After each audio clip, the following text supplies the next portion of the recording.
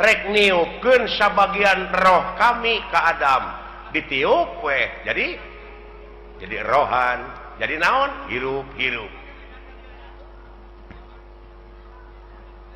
dina hirup nate karek gular giler panonna teh ngan aya awas can aya denge kakarak usik bentuk panon tadi dinya Allah ngadawu ke para malaikat para malaikat gera sujud maneh ka Adam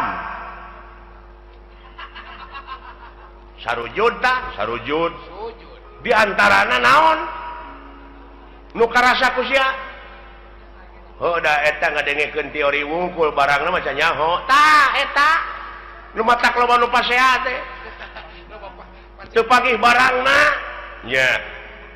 para malaikat teh sujud lain nganu harti kitu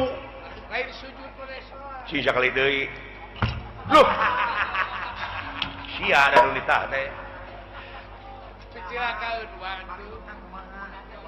cik sujud di dinya teh ngawula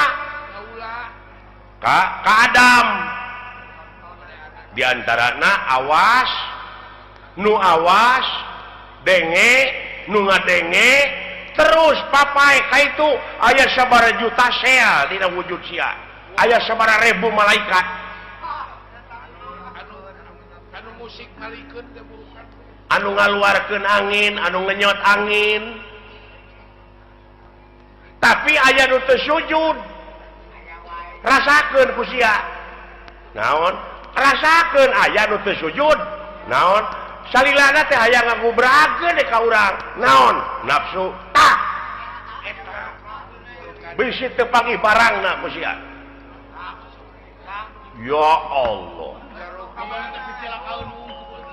urang kene ya Allah ya Rabbi benar apapun lu